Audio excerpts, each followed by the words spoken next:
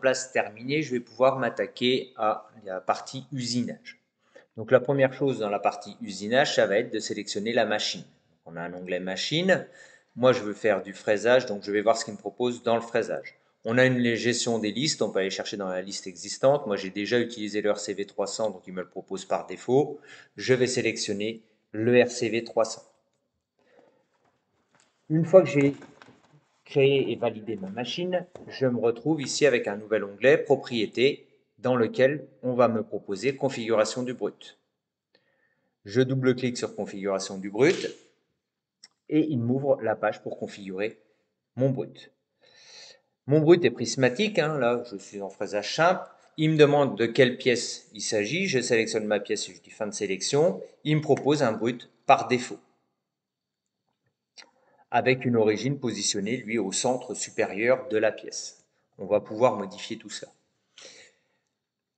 Ici, l'origine, en fait, je vais dire mon origine, je veux mettre l'origine de mon brut au même endroit que l'origine que mon origine programme. Donc, je vais lui dire tout simplement que je suis à 0, 0 et 0.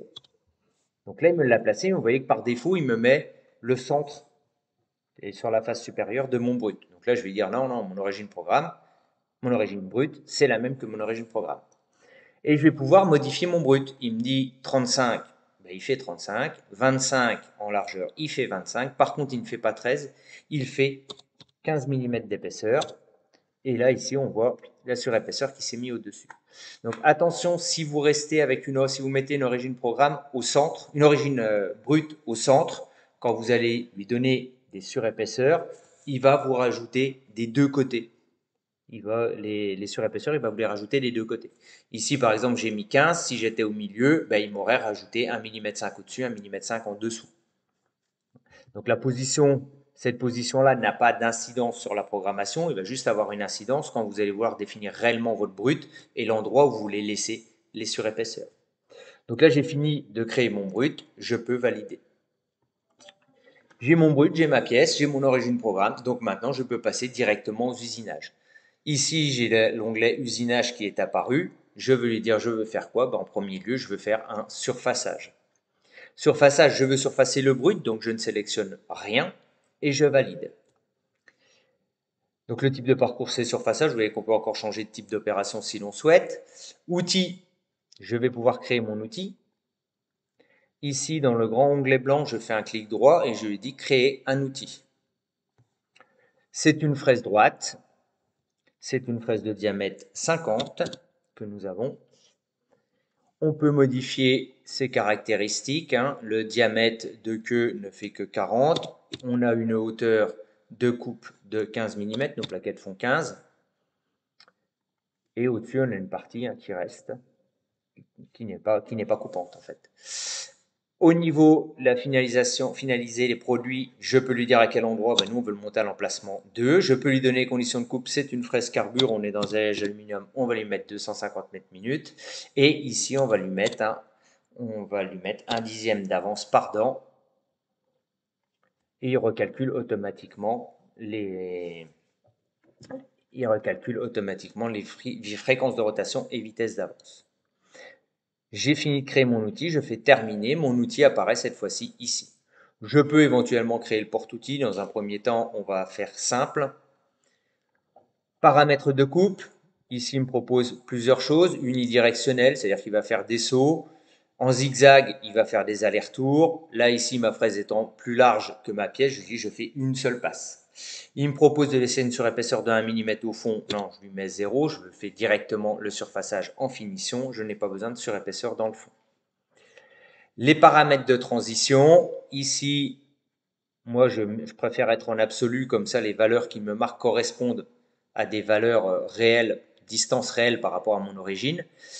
Je ne connais pas l'épaisseur de ma pièce finie là, je vais cliquer sur le petit logo localisation et je vais laisser sélectionner une arête de la surface au-dessus.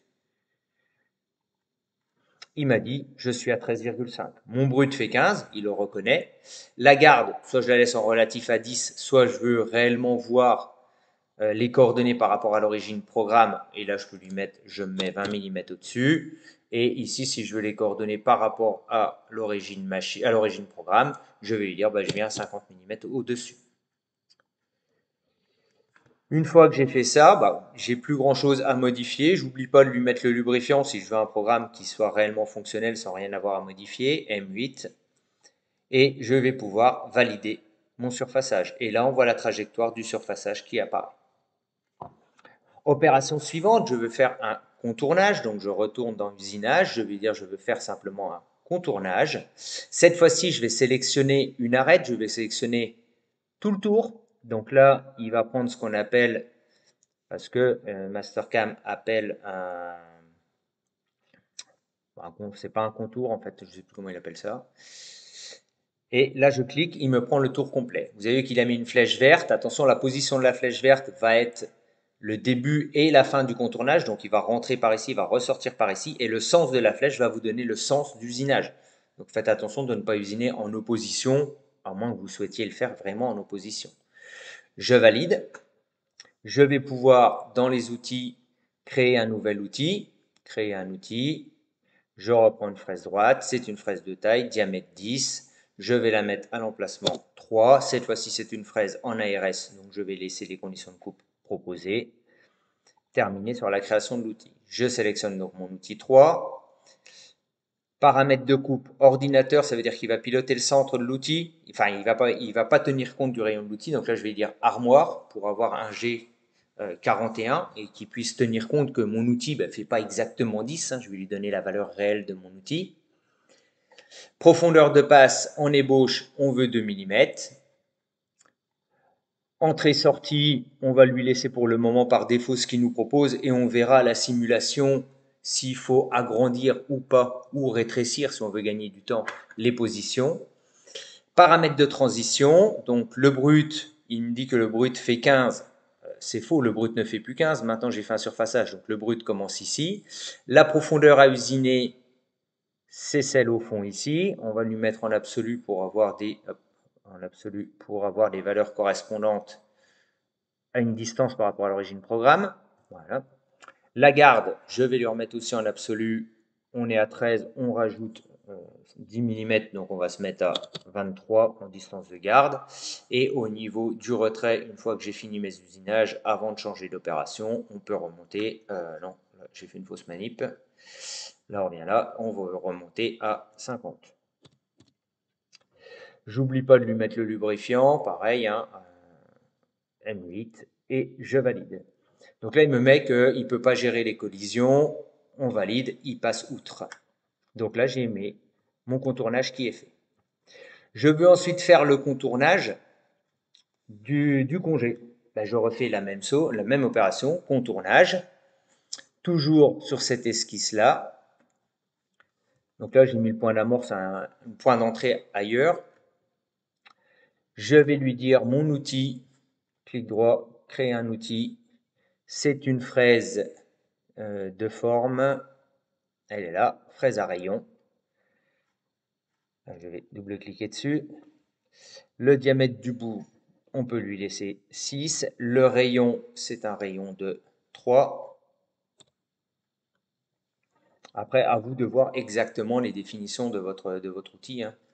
On va le mettre à l'emplacement 4. On va lui laisser, c'est une fraise en acier rapide, on va lui laisser les conditions de coupe qu'il nous propose pour ce type d'outil.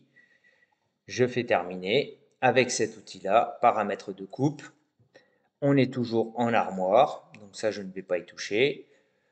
Profondeur de passe, on va laisser ce qu'on a mis. Vous avez vu qu'il reprend par défaut la dernière fois que vous avez utilisé le contournage, il reprend par défaut. Cette fois-ci, la profondeur, on va lui dire qu'on vient se mettre simplement à cette profondeur-là.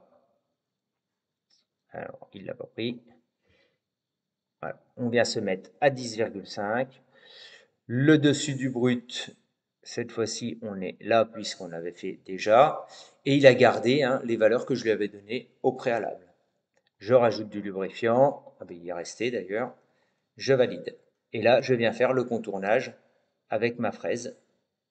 Donc là, comme je lui ai mis un rayon de 3 et que j'ai mis des passes de 2 mm, bah, du coup, il me le fait en 2 passes. Pas forcément nécessaire sur ce type d'usinage. Ensuite, je veux pointer les 2 trous, donc je vais faire opération de perçage. Il me demande quel diamètre je veux percer. Ben, je veux percer celui-là et celui-là. Je vais les pointer pour le moment. Vous voyez qu'il va chercher directement la valeur des diamètres. Le premier fait 6,2, le deuxième fait 3. Une fois que j'ai sélectionné les trous que je voulais pointer, je valide. Je vais dans les outils chercher, clic droit, créer un outil, un forêt à pointer. Voilà, donc ici, forêt à pointer. Je double-clique dessus. On va prendre une taille standard. Alors dans les tailles standards, il n'y a que des forêts à 90 degrés. Là, c'est juste pour guider le forêt, donc ça aurait été mieux à 120, mais bon, il n'y en a pas de préconisé. Un diamètre 10. On va le mettre à la suite en emplacement 5. On va garder les conditions de coupe qui nous sont proposées puisque c'est un outil en ARS. Et on va terminer. Au niveau du brut, tout ça, on ne va pas y toucher. Paramètres de coupe, on les a déjà définis. Paramètres de transition, ici, on va dire que le dessus du brut, il est ici. Ah, il est en relatif, donc on va le mettre en absolu parce que là, moi, j'aime pas travailler en relatif en fait, puisque les valeurs, on ne sait pas exactement à quoi elles correspondent. Au moins là, en absolu, on connaît, on sait que c'est l'épaisseur de notre pièce. Ici, on peut lui dire qu'on veut calculer le diamètre de finition. Ben non, il ne faut pas que le diamètre de finition dépasse 3. Diamètre de pointe de l'outil 3. Donc ici, on va pouvoir valider et on valide. Là, ici, par contre, il m'a mis moins 1,5 en relatif. Si je lui dis en absolu, il faudra que moi je refasse, je ne sais pas si je le refais faire le calcul si ça marche. Si je lui dis 3 et que je lui dis de refaire le calcul en absolu, il me met moins 3, donc ça ne fonctionne pas. Donc là, il avait fait le calcul, c'est moins 1,5, donc on se retrouve 13 moins 1,5, on se retrouve à 11 mm. Ici, on va se remettre pareil, hein, en absolu pour avoir des valeurs correspondantes et une distance par rapport à notre origine programme. Donc ici, on commence à 13,5, donc on va remonter à 20 par exemple, pour ne pas avoir de problème. Au niveau du lubrifiant, surtout dans l'alu avec un forêt, on ne va pas oublier de lubrifier et je valide. Et là, on voit les trajectoires de mes deux pointages.